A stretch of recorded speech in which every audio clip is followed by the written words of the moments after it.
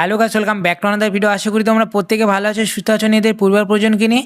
তো ফাইনালি আজকে চলে যাব অনেকদিন পর ঘোষপাড়ায়। প্রায় না হলেও মাসখানেকের বেশি হয়ে গেল এখানে আসা হয় না। তো এক মাস থেকে তো বেড়েই রয়েছি, সে কারণে তো আর কি বলবো, মানে কিচ্ছু ভালো লাগছিল না। এরই মধ্যে মাকে বলেছিলাম যে মা চলো একটু ঘুরে আসি, সে কারণে মা বললো চল গিয়ে ঘুরে আসবি। সে কারণে কিন্তু দাদা ভাইয়ের সাথে কিন্তু চলে এসেছিলাম আমাদের পুরনো ঘোষপাড়ায়। আর এখানে দেখতে পাচ্ছ বাড়ির পাশে কিন্তু আমাদের বিভিন্ন ধরনের ক্ষেত রয়েছে, আমাদের না বিভিন্ন কাকু পিসিমুনির রয়েছে, তো ওরা চাষবাস করে। আর আমার সবচাইতে এখানে যেটা ভালো লাগে সেটা হলো এখানে সবসময় শান্ত পরিবেশ বিরাজমান করে। এখানে কোনো ধরনের শোর সারাবা নেই শহরের কোলাহল থেকে, মানে যখনই খারাপ মনে হয় তখনই চলে আসি এখানে। সত্যি বলতে বস আমার খুব ভালো লাগে। আর এখানে একটাই মাইনাস পয়েন্ট গ্রামে, সেটা হলো এর কথা ওকে বলা, ওর কথা ওর নিন্দা একে করা, মানে লাগানে ভাজানে খুব বেশি রয়েছে। এই জিনিসটা আমার খুব খারাপ লাগে। আর পাড়ার কিছু সিসিটিভি কাকিমারা রয়েছে যারা মানে কি বলবো, সত্যি বলতে খুবই খারাপ লাগে। তাছাড়া গ্রামে কিন্তু কোনো ধরনের মাইনাস পয়েন্ট নেই, বলতে গেলে সবকিছুই প্লাস পয়েন্ট, কারণ চারি সাইডে তুমি সবসময় সবুজ সবুজে ভরা পাবে। আর এরই মধ্যে তোমাদেরকে ভগবানের দর্শন করে দিচ্ছি, হার হার মহাদেব। অবশ্যই কমেন্ট বক্সে কমেন্ট করো। এরই মধ্যে দেখতে পাচ্ছ মা খুবই সুন্দরভাবে রান্না করে চাপিয়ে দিয়েছে উনুনে।